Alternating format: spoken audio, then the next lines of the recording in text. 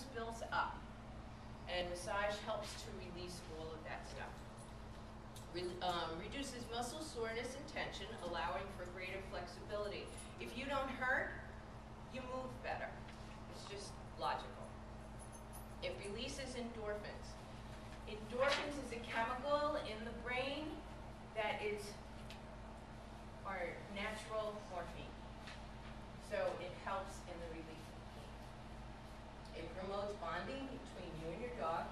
If you get a dog from a shelter, you're not real familiar with that dog, only had him for a short amount of time, this really does a very close bonding. It educates the dog as to the value or goodness of human touch. Promotes timely insights as to the need for veterinary care. If you're touching your dog regularly, not just petting, but touching in a way where you get all the area of the body, you are able to find things that you normally don't find. A lot of times you'd be petting your dog and say, "Ooh, I didn't realize that lump was there." You may find that lump a lot sooner if you're doing massage on a regular basis. Show me how light your lump. You can even lighten up way more than that. Oh. You're just moving the skin. Reduction of stress to muscles, tendons, and ligaments. It increases bone strength. It aids in recovery. Gets up and walks around. So that the part of the body that is compensating would need more massage than out of the actual surgery area, because he's using those muscles more than he's ever used them before. One part of the circle, the other part, there, you're completing the circle. So it works out energetically, and it makes it feel even better. Here, Christy's long to just have one hand, but for instance, and I will demonstrate with this nice lady here, you put just so always two hands. The next one I want to talk to you about is passive touch. You may have a dog, and I've had several clients that are in so much pain. The weight of your hand touch the dog, the full weight of your hand, and that's called passive touch. And what that does is kind of warms the muscles up, gets the blood circulating. You can do their tummy, just two hands down underneath. If they're sitting, you go down this way.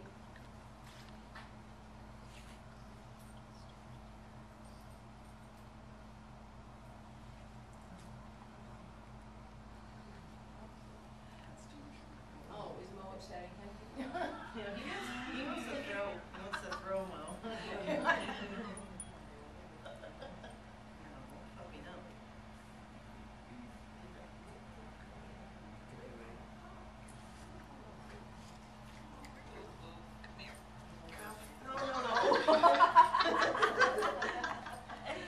Puppy, sit.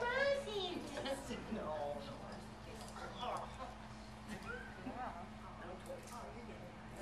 Now, are you seeing how this is changing your dog's demeanor a little bit? We got one down. Come here. No toys. Leave it. Okay, we'll put Mo over here. Ralph, I'm not being rude, but I'm going to turn my back. Yes.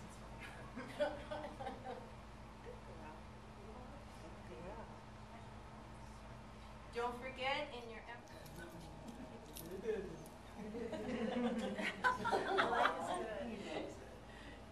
It's starting to feel good.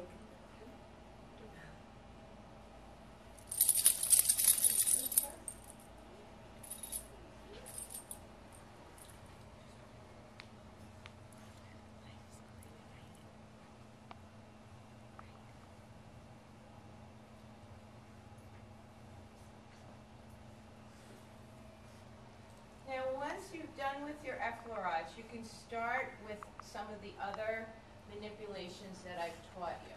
I like to start with digital kneading. Face first. This is her position. Sorry,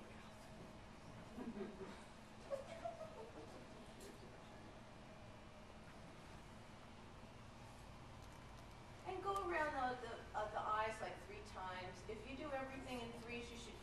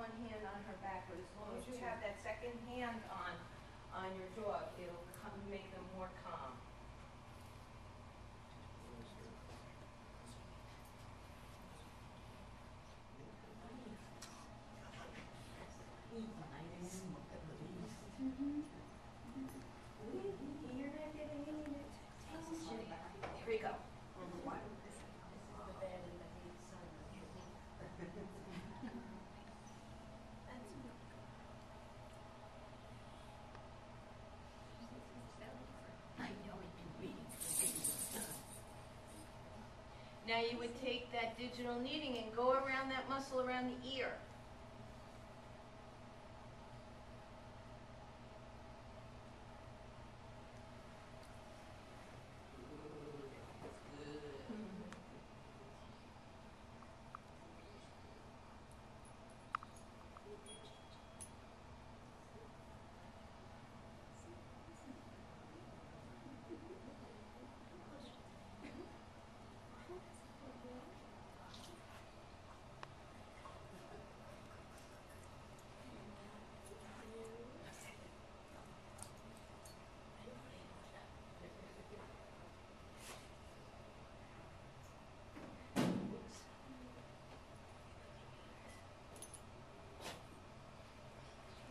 Now you can go down behind the ears, and you should be able to, on each and every dog, you should be able to feel where the skull ends.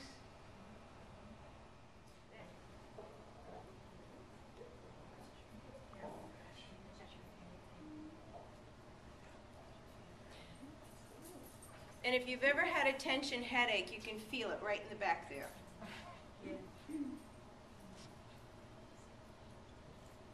Now, if you hold something to watch out for, where you hold your tension, if you yourself hold your tension in your low back, or in your mid-back, or in your neck, it's a good percentage possibility that your dog will be holding tension in the same areas that you do. Sounds very strange, but since dogs are very connected to us energetically, they will take on some of our stuff, eat and separate and stuff like that. Most of the times you won't be able to. If you have like a greyhound type of dog that's, they call cut, where you can see the muscles, I mean, that's great. But when you have somebody like Ralph, you know, or a real furry dog, or Murphy, then you may not be able to feel it, because they do, especially in the neck area, they have an excess skin and the ruff and everything. It would be very difficult through just home massage to be able to feel those things. And you don't want to have to go in there and do that. So a little more pressure there, because that's his way of saying a little more pressure. If they back away, that means, whoa, too much. Watch their signals. This is her first time doing this. She doesn't know what, you know, when she gets used to it, and when you get a position where it's real comfortable for you, and she gets used to what you're doing, you'll find your way, the body mechanics that work for you and for her.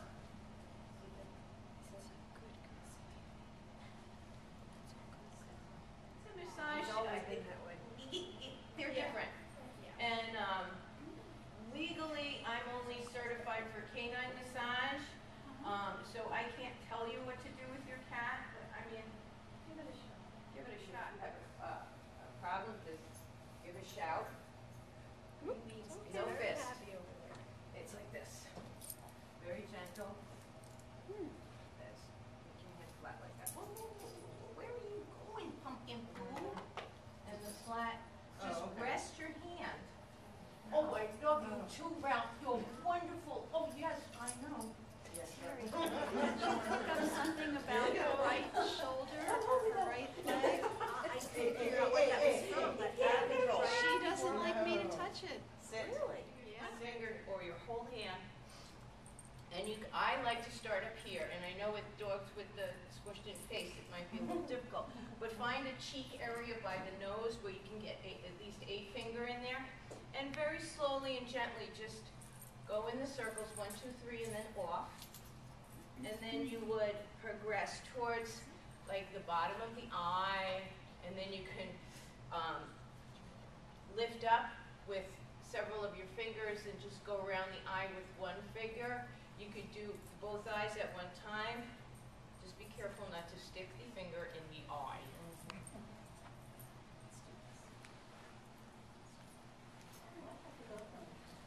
Huh? She's laying down, so if you're like this, you can just two hands.